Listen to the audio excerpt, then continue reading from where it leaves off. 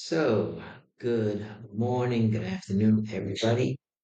We're back in Eretz Yisrael. Last week, actually, a little bit more relaxed than last week, I think. I forgot where I was recording, I think in DC. And here, already a week and change in Eretz Yisrael and get ready for Shul. So obviously, I was getting ready. That's pretty exciting. So we started a new book, bamidbar. I was all excited. I know my friend Kimmel, it's his favorite book, his favorite sefer. Up to five. And yeah, I think I'm coming around to enjoying this as well. Just the other svarim, there's so many mitzvos, so it's easy to learn something new. And the challenge of bamidbar is to also take these stories, which we learn every year, and to understand a little bit of it, some nuance, something different, another parish, another level of this. So it's interesting to hazer a little bit, to understand a little bit what's taking place. So Liberty starts. We literally finish the Vayikra and we go right into Bamidbar. We're reading right into Shulos. So the question is, why is Torah very specific about the place, the dates, the counting? First of all, why are they counting anyway? Presumably, they're going to Eretz Yisrael. We know that's not the case anymore. We know that, but we have to kind of think. I told Mark Planik, we have to think at this point. They're still going in there. We don't know this yet. We don't know what Shlach looks. We don't Korach hasn't happened yet. We're still on our way there. They're leaving Midbar Sinai, and the Torah is very specific. It's the first of the month of Iyar. They're at Sinai for 11 months. They didn't leave yet. They're still there. They're going to leave the 20th of ER, Moshe's birthday, and Moshe actually, and Chosh Sheni, Ba'ol Moed, Midbar Sinai, second month, first day, the second year, leave Mitzrayim. And first of all, why they being counted, that's one discussion, but the Torah is very specific on the date and the place, which is a little bit interesting. We don't really have this. We have a million B'dav Shem Moshe Lamer, never says the date, almost never says the place, and how many years from Mitzrayim? We don't get that. It's a good question. Um, the parsha of Paraduma, we think it's 39. It's 40th year, second year. When Hashem speak to Korach, when Moshe to Korach, when Hashem speak to Aaron about the death of Nadaviu, it's Chodesh Nisan right after the day. We're going. We have to really spend some time and when did Miriam die? A lot of things we don't really know the dates. Look at Medrash to help us out. What dates? So some things we know. We know the death of Aaron, Rosh Chodesh Av, presumably the 40th year, right before they go into Eretz Yisrael. Death of Moshe. The Gemara says it's this. When is Shavuos? We think it's six, maybe it's seven. So some things we really don't know. But the Torah goes out of its way to tell us that this point, the counting was in Midbar Sinai, in Ol Moed, first day, second month, second year, yeah, which is interesting. So Merva Shemesh has an interesting approach. But what's interesting is downstairs in the Urim and Haros, it says, don't forget the Kliyakar. And I'm like, oops, I forgot the Kliyakar. So, it learned a couple years ago. So Midbar Sinai place, or Moed, is that the people are still connected to Hashem. Second year, Tzeis Mitzrayim, they had the Egel, and they were Mechaber for the Egel. And even after this, the Jews are still counted. You only count things, as Rashi says, you count things you love. People know exactly what's in their 401. People know exactly how many children they have. People know what's in their bank account. Things are important. You know it like at the back of your hand, that kind of thing. So the Jews are counted. We get that, and they're counted in the second month. There's a certain importance to Iyar, as how Adam, as how Ashir, as how Adam.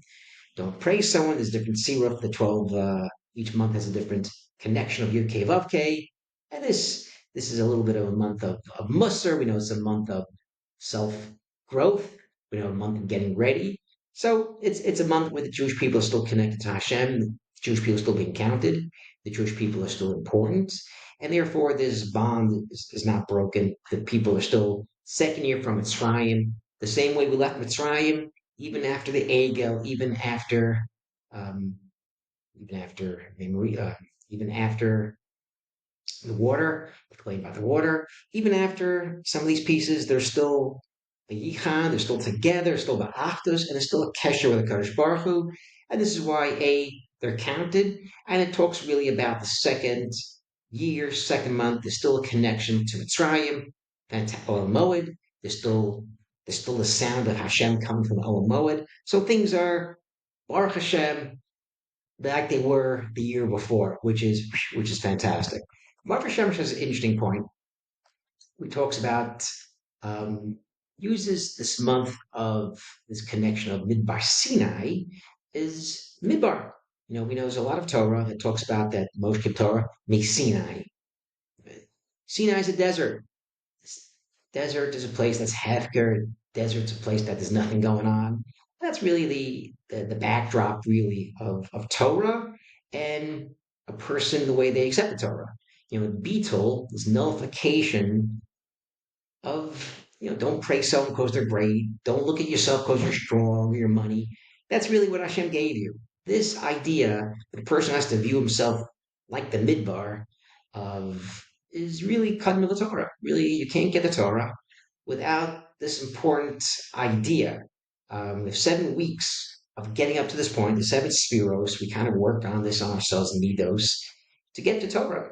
As I said to the kids at the Bnei Akiva Shabbaton, I'm going to tell the people Monday morning at 4 in the morning, 7 weeks to prepare Torah is not by learning Torah. 7 weeks is working on yourself, then you can get Torah. So we have to really work on ourselves.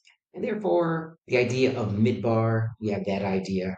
We have the idea of Olam Moed, there's still Shechina, and the date, because ER is the month where we work on ourselves. This is literally most of Spirit. Most of 49 is literally Chodesh ER, and that's the month to go from there. And there's this gradual progression that goes from where we started literally in Nisan on Pesach through the Sphira.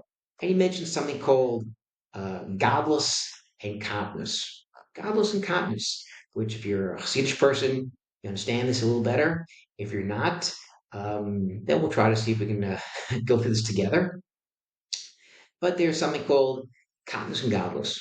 Katniss is small-minded, looking only at immediate stuff, small-mindedness. And then there's Godless, seeing the big picture. Okay, so there's a mushal. We can go through this mushal of a child, little 1, 2 years old, whatever it is, and he walks into the street or he puts his hand in the fire or something, turns on the oven, and the father whacks him on the hand or whacks him in the head.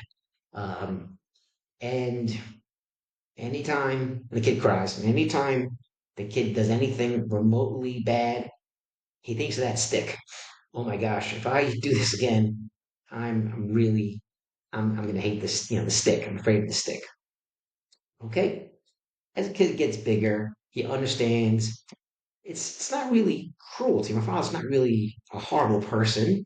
He cares about me, but there's still this nervousness. There's still this distance of fear that a child has for the father because the potential of the stick is always there.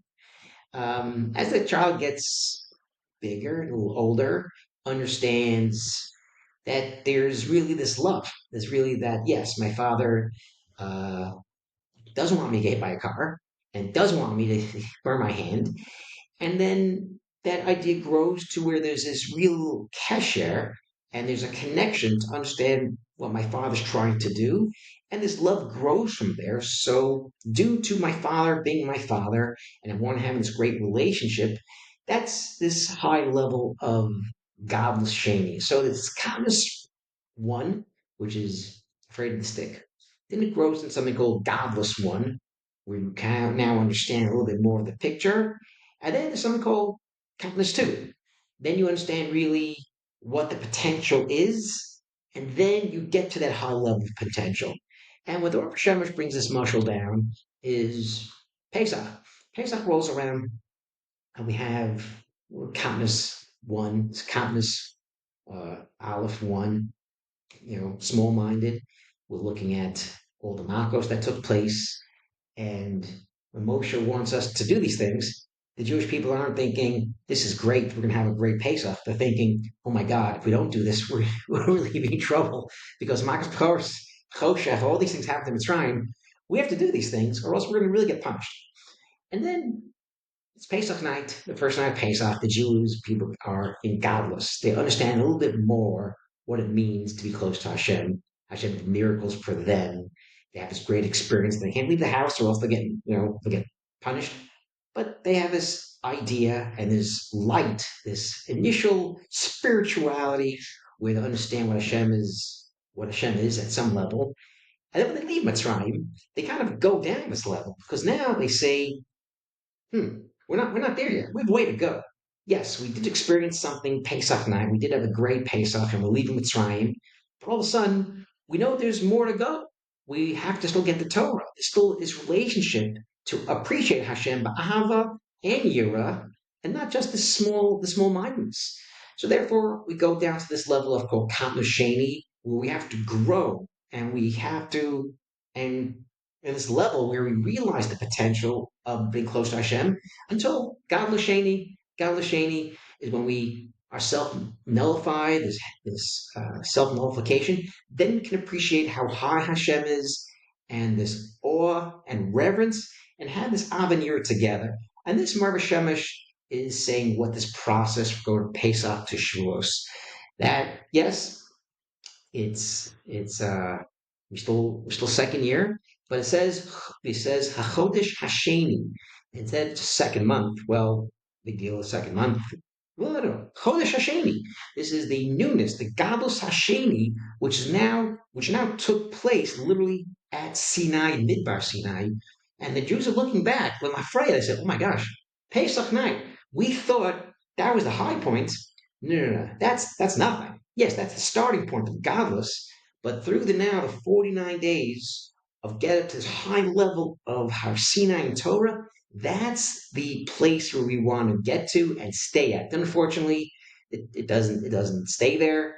The Jewish people go through, unfortunately, another 39 years come out, and we're still not there. Maybe they had this godless Shani at the first base of Migdash, perhaps, but we're not there yet. We're still kind of getting to that point, and hopefully, the past 7 weeks, Kamat, we kind of worked on different traits. We kind of worked a little bit introspection, how to take chesed and make it something that we can kind of put into action, or how we can balance chesed, gevura, tiferes, and get some kind of perseverance with netzach. But either way, whether we worked on ourselves a lot or not so much, hopefully we can hash that have the day before, which is Shabbos, we kind of really kind of sit back a little bit and kind of think about our midos, think about our family, think about what we did over the past 7 weeks. How do we prepare really for Matan Torah on Sunday night and Monday? And with that, Shabbat Shalom.